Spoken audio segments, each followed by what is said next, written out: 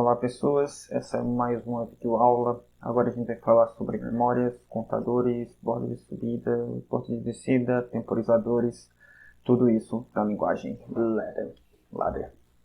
E vamos lá. Primeiro a gente vai passar uma introdução sobre relembrar o que foi memória. A gente já viu um vídeo sobre memória lá, feito pelo professor João Paulo, mas a gente vai falar novamente, falar sobre detecção de borda, temporizadores, os tipos e os contadores.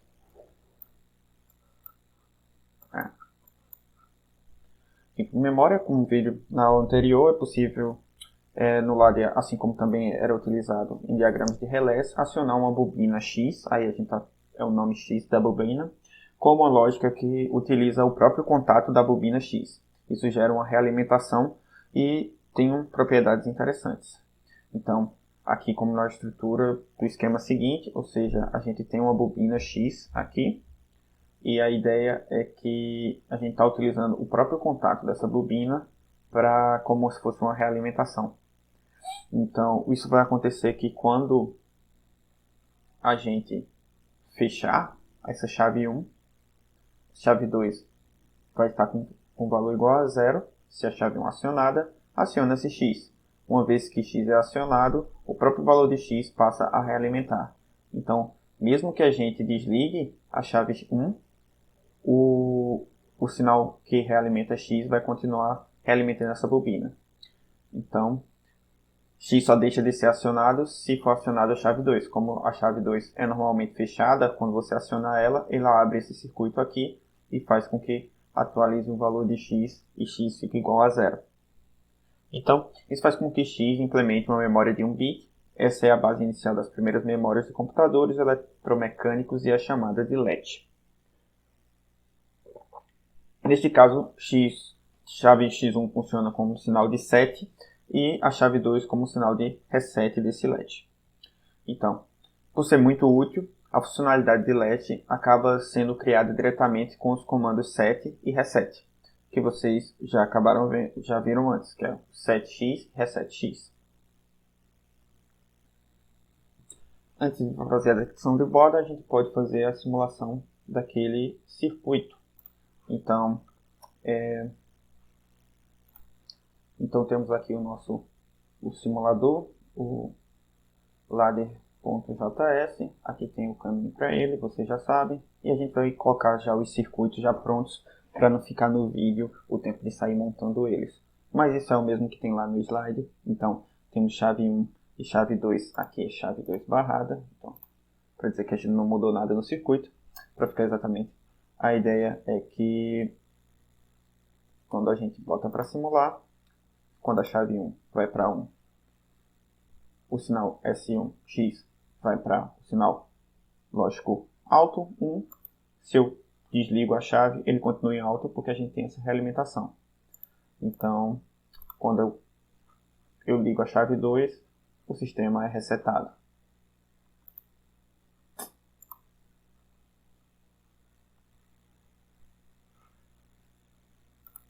Esse mesmo sistema, aqui a gente verá tudo, vamos fazer o mesmo sistema agora com as bobinas de set e as bobinas de reset.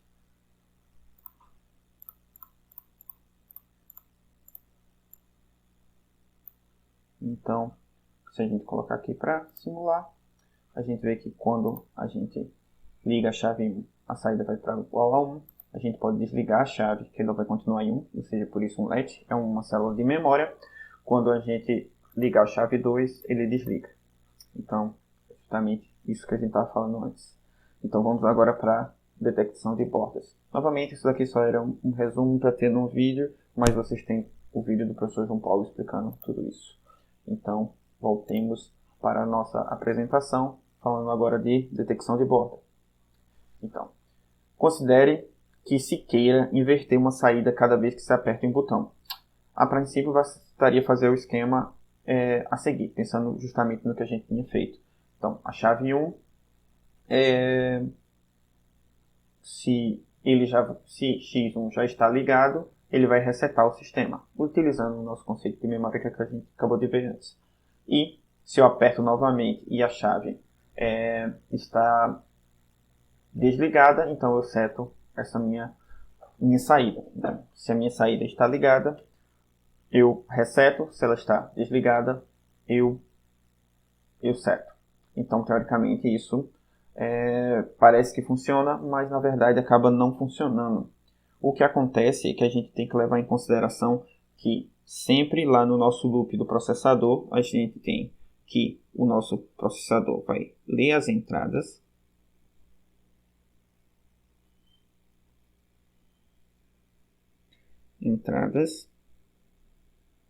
ele lê as entradas, depois ele faz a lógica e depois ele atualiza as saídas, certo? Depois que isso acontece, ele volta para ler as entradas do sistema, realiza a lógica do nosso programa e depois ele gera as saídas e fica esse loop interminável. O que vai acontecer é que na primeira vez que ele lê, se eu coloco a chave para um nível lógico alto, o que acontece e deixo essa chave no nível lógico alto, significa que ele vai ler essa entrada dessa chave, se estiver desligado, ele vai ligar o X, se estiver ligado, ele vai desligar o X. O que vai acontecer é que quando ele voltar de novo esse loop, ele vai refazer o mesmo sistema e agora ele vai atualizar novamente a variável X. O que vai acontecer é que esse sinal vai ficar indo e voltando, vai ficar oscilando. Isso a gente pode ver na simulação. Aqui a gente tem o nosso sistema de simulação, já como foi mostrado lá no slide, para ver se realmente funcionava. O problema é que quando a gente coloca aqui para simular, se a gente liga a chave 1, o sistema começa a ficar piscando. Qual é o problema? É que justamente aquele loop, a primeira vez que ele entrar aqui, ele vai mudar o valor de x, seja ele para 1 ou para 0. Quando ele fizer o loop e ele entrar de novo, ele novamente vai modificar. E esse sinal de x de saída vai ficar chaveando. Quando eu desligar a chave, aí ele vai estabilizar em um valor. O problema é que a gente não quer, que é justamente que esse sinal fique variando. Como é que a gente faz para resolver isso? Então a gente vem para ter uma solução. Pelo menos tem várias soluções. Mas uma da solução é garantir. O que a gente quer é que a gente pegue só a borda de subida desse sinal. É necessário, de algum modo, garantir que a inversão de saída apenas ocorra uma única vez quando a gente acionar essa nossa bobina. Isso pode ser conseguido armazenando o botão, a variável de entrada, nesse caso nossa chave 1, uma variável auxiliar, que a gente vai utilizar o y aqui, mas poderia ser qualquer nome. A gente só está dizendo que a gente vai utilizar uma célula de memória para ser utilizada como uma variável auxiliar e que a gente vai guardar esse valor apenas no final do ciclo. Desse modo, a variável auxiliar vai armazenar a entrada antiga do ciclo anterior. Com isso, podemos detectar a subida da entrada e se a entrada estiver acionada, mas uma cópia antiga não estiver. Então, como é que a gente faz aqui no sistema? Basicamente, o que é que foi explicado anteriormente. Então, a gente tem o mesmo sistema lá, em que temos a chave 1, temos o valor de x e x barrado justamente para setar e resetar. O que a gente vai incluir agora é essa variável y, em que dado que primeiro eu faço a troca, então se x vai estar igual a 1, então eu reseto x e x passa a estar igual a 0. Se x está igual a 0, eu seto e x vai ficar igual a 1. E aqui a nossa chave vai simplesmente manter esse valor. Então, vamos lá para a simulação. Vou carregar aqui o valor, bordas 0. É esse. Que bom. Então, simular. Então, se chave vai para 1, então a minha saída vai para 1. Enquanto a chave estiver igual a 1, y é igual a 1. Isso vai fazer com que ele feche o circuito. A primeira vez que ele passa é que ele seta ou reseta a variável. Então, quando eu colocar para 0, a minha saída permanece em 1. Já quando eu ligar novamente a chave 1, aí, nesse caso, ele vai resetar, então ele vai estar nesse canto, vai fechar o circuito e ele vai ir para zero. Então se eu ficar fazendo isso, eu vou ficar mudando o valor de X. Pense nessa chave como se fosse um botão e eu quisesse que ficasse passando de um valor ligado para desligado, acionando esse botão, e eu com uma variável auxiliar Y aqui, eu consigo travar esse valor no último colocado. Então, podemos parar aqui a simulação. Só que, voltando para a apresentação, aqui é o comportamento do circuito, e novamente, passando aqui para o slide, já que a gente mostrou na simulação já, mas fica no slide para vocês o passo a passo do circuito. Novamente, com a detecção de uma borda de subida, como a detecção de borda de subida é muito utilizada, temos um padrão na linguagem ladder, os contatos específicos para detectar borda de subida, que normalmente quando você vê, depende muito de qual é o simulador que você está utilizando, mas utiliza muito o P, um contato de entrada P, que significa positive edge, ou seja, uma borda de subida, e a borda de descida, que pode utilizar também o contato com o N no meio. No ladder JS é utilizado o símbolo isso daqui, como se fosse uma borda de subida mesmo, de um sinal, o sinal vai em zero e tem uma borda de subida para cima, e borda de subida para baixo. E a borda de descida seria justamente esse daqui. Então, que foi vamos mostrar lá no... Então, aquele circuito ficaria com essa cara. E a gente pode ir lá para a simulação. Então, vamos lá escolher a Google. Borda 1, acredito que seja esse o arquivo. Pronto, exatamente. Se a gente simular, a gente vê que tem o mesmo comportamento. Chave 1. A primeira, ele vai setar. Quando eu tiver uma borda de subida de novo, ele vai resetar o sistema. Isso é um circuito exemplo, justamente para mostrar o uso de memória, set e reset, e também o uso interessante da borda de subida. Novamente, a gente tem também como detectar a borda de descida de um sinal. Também pode ser importante em alguns casos. E são mais particularidades relacionadas à linguagem ladder. Basicamente, isso seria sobre bordas de subida e descida. Agora a gente volta para falar sobre os temporizadores.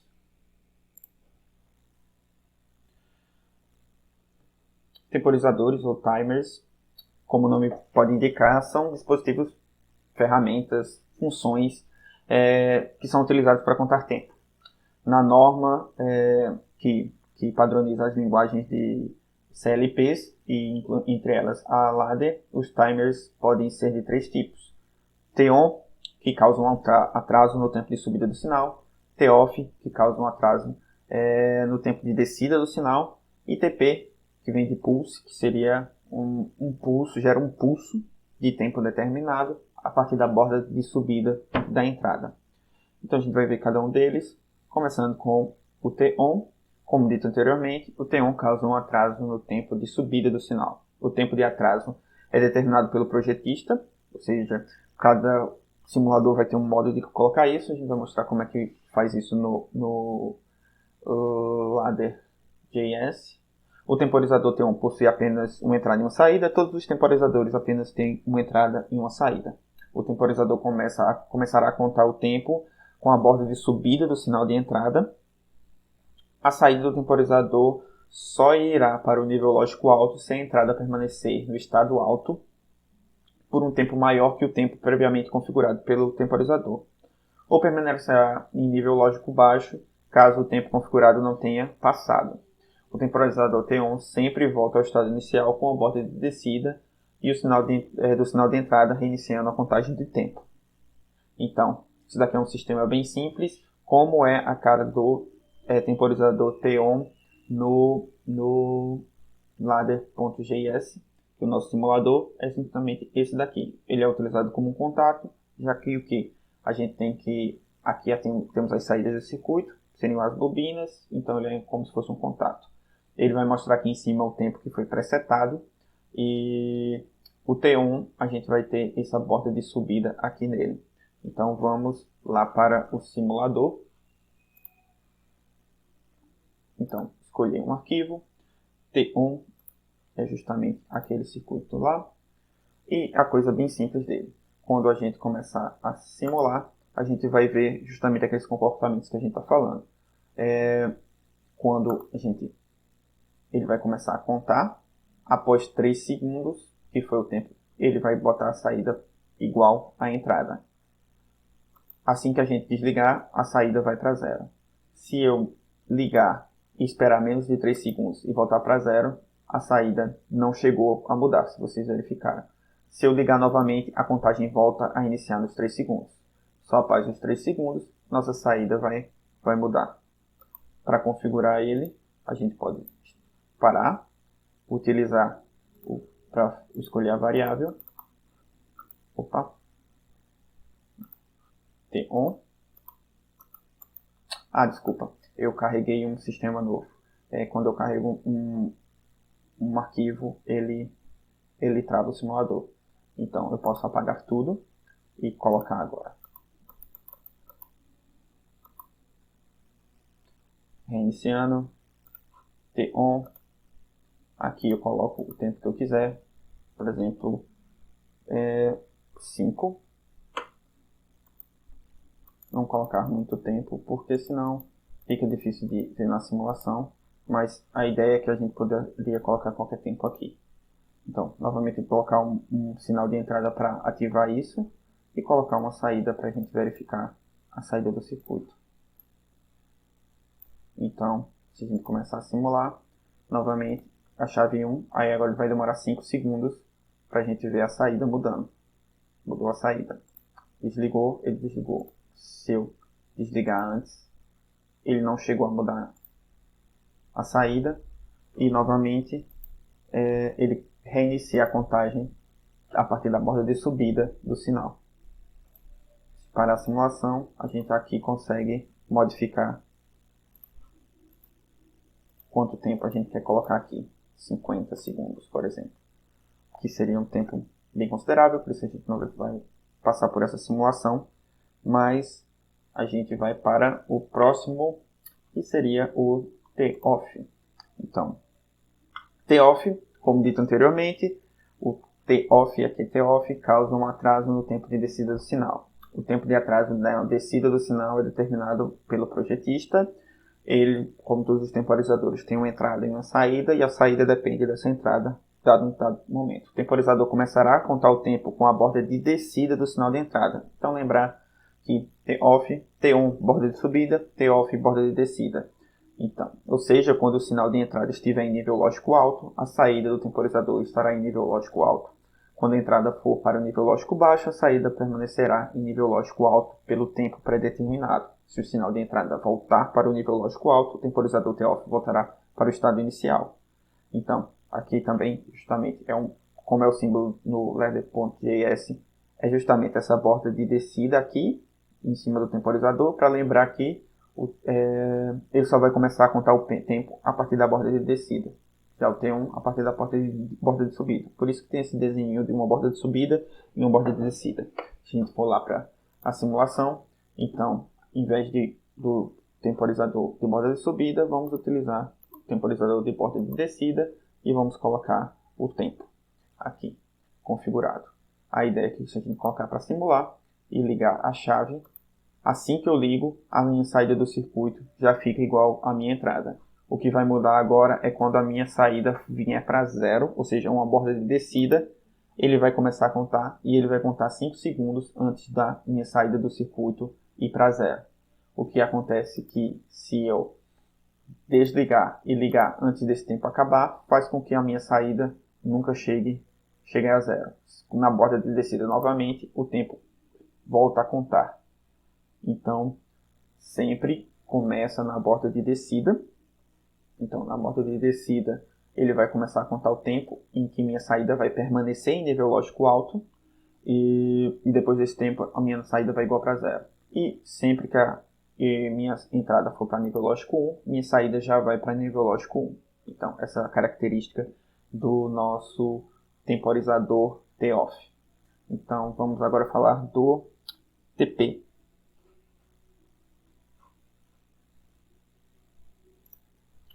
Como dito anteriormente, o TP causa um pulso de tempo determinado iniciado pela borda de subida do sinal de entrada. O temporizador TP também possui apenas uma entrada e uma saída.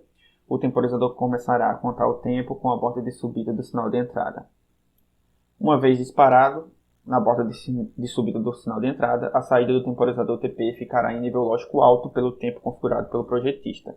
Depois do disparo, o sistema não será mais sensível ao sinal de entrada. Então, se eu botar o sinal de entrada para 1 e ficar dando pulsos nele durante o tempo de contagem, ele não vai fazer nada. O pulso vai continuar lá acontecendo. Após o tempo pré-determinado, a saída do temporizador voltará para o nível lógico baixo e o dispositivo volta para as configurações iniciais. Então, ele volta a ser sensível a uma borda de subida do meu sinal de entrada.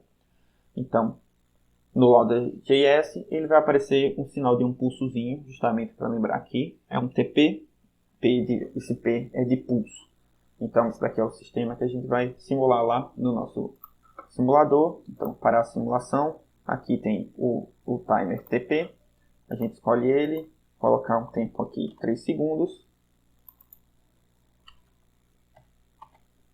Então, se botar para simular, então aconteceu que já estava com a chave ligada, mas o que acontece é, liguei a chave, ele vai passar 3 segundos e vai desligar a chave. A minha chave continua em 1, ele não faz nada. Por quê? Porque ele é só sensível à primeira vez que ele sentiu uma borda de subida. Se eu desligar a chave, não acontece nada. Por quê? Porque ele é sensível à borda de subida do sinal. Se eu ligar a chave e desligar ela várias vezes dentro dos 3 segundos, ele ainda assim só faz um pulso de 3 segundos. Lembrando, esse tempo foi o que eu configurei. Então, só novamente a chave. Quando ele terminar o tempo, aí eu consigo dar um outro comando para ele, para ligar. Então, isso seria o pulso. Numa borda de subida do meu sinal, ele gera um pulso com o tempo, com saída igual a 1 para o tempo que eu configurar para ele. Então, para a simulação, vamos voltar para a nossa apresentação. E falar agora de contadores. A norma também traz as funções, ferramentas, dispositivos que é denominado um contador, o counter. Como o nome diz, esse dispositivo é utilizado para contar eventos. E pode ser utilizado para contar, por exemplo, peças numa linha de montagem, para contar até às vezes que um dado evento aconteceu, tempo aconteceu dentro do seu sistema, para você verificar parte do, por exemplo, se uma parte de uma receita já foi pronta ou não.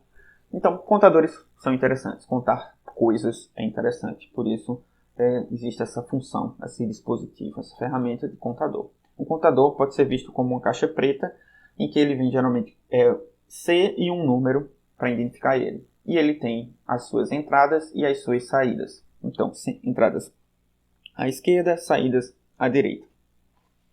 E a gente vai ver justamente o que são essas entradas e saídas, mas primeiro a gente vai falar sobre os valores internos. Além dessas entradas e saídas, ele tem dois valores internos, que seria o valor atual, que é o valor atual que o contador está contando, e um valor de preset que é configurado pelo projetista. No Loader.js, essas variáveis são encontradas no ambiente de simulação, e essa é a cara dele, ou seja, C e um número, a gente vai ter, e o V significa qual é o valor atual do contador, e o S significa qual é o valor presetado pelo projetista.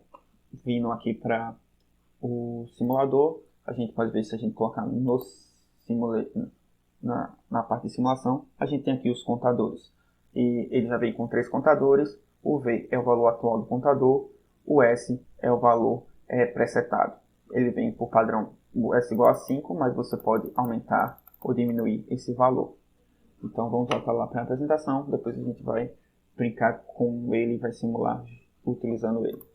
Mas justamente o que a gente precisa ver agora, então, quem são as entradas e quem são as saídas do nosso sistema. Então, as entradas.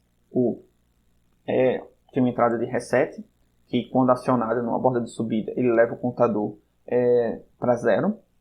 O preset, quando acionado, leva o contador para o valor de preset que foi definido pelo programador. Um sinal de up, que quando acionado na borda de subida, ele incrementa em 1 o nosso contador. E o down, que quando acionado, novamente na borda de subida, decrementa o contador em 1.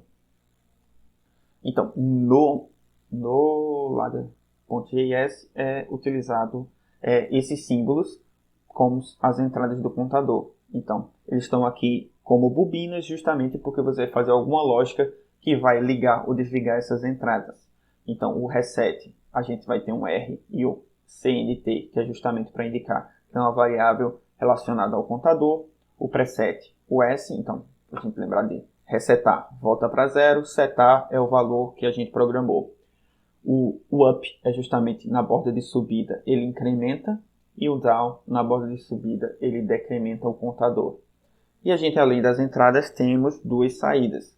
As duas saídas é D de down, ou seja, para significar que o valor atual do contador está igual ao valor presetado do contador. É muito utilizado para justamente verificar se um dado número chegou ao valor que você queria. E também tem uma saída E, que vem de empty, que ficará em nível lógico alto sempre que o valor atual do contador for igual a zero. Também interessante para quando você iniciar contagens e utilizar esse contador para ele ir decrementando o valor até ele chegar em zero.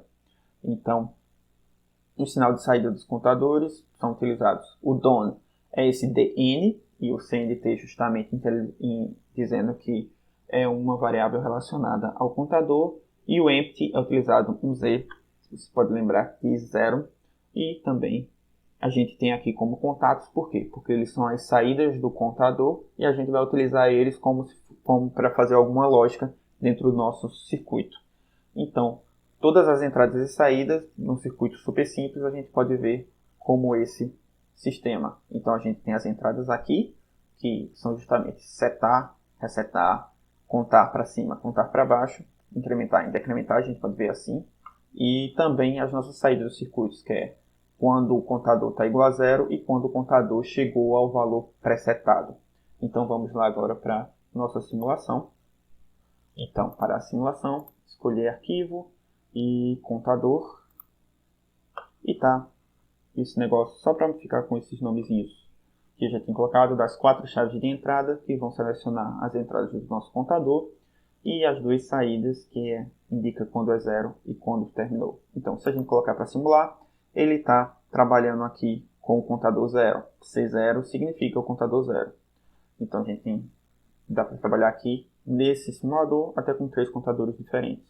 Então, a gente pode modificar, como dito, o valor aqui, presetado. Então, por exemplo, 9. E se a gente utilizar a chave 1 aqui e dar uma borda, ele vai jogar o valor do contador C0 para o valor presetado. Então, jogando para cá, a gente tem aqui agora o nosso valor atual, aqui no V indicado, foi para o valor setado. Se a gente fizer a chave 2 agora que está ligado no reset, ele vai de 9 para 0. A gente pode ver aqui também na nossa saída já que o valor down, tipo significando que justamente que esses dois valores são iguais, ele está em valor lógico 1. Quando a gente resetar o nosso contador, o valor de down foi para 0, enquanto o valor que indica que o contador está zerado foi para 1, como esperado. E para contar, incrementar de 1 a 1 ou decrementar de 1 a 1, a gente tem aqui a chave 3 contando. Então, toda vez que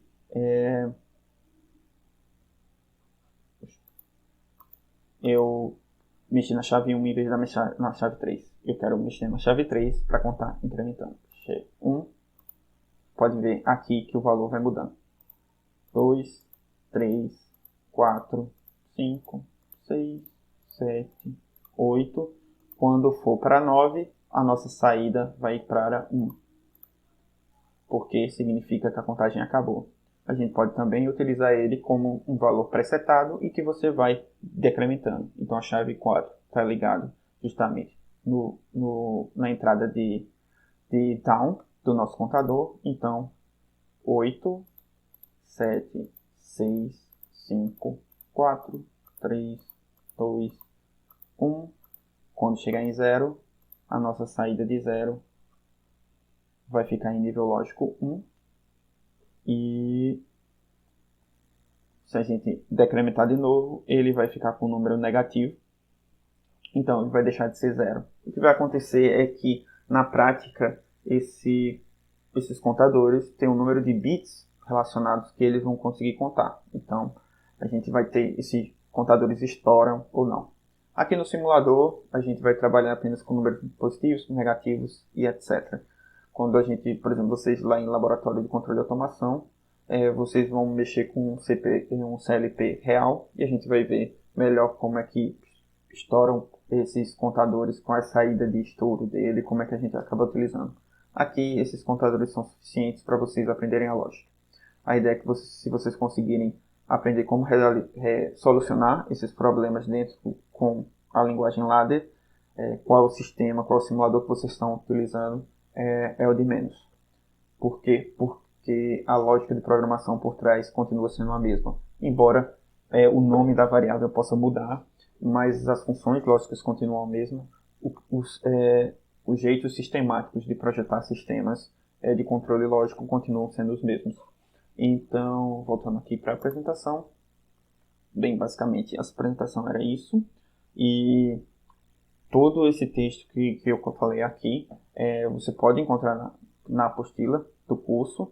E o Ladder.js, você já tem o link, mas é justamente o que a gente utilizou a versão geral, sem a parte dos simuladores de silos, vai e volta, etc. Foi o padrão. Em próxima aula, fazemos mais exemplos, passamos mais desafios para vocês realizarem. Até lá!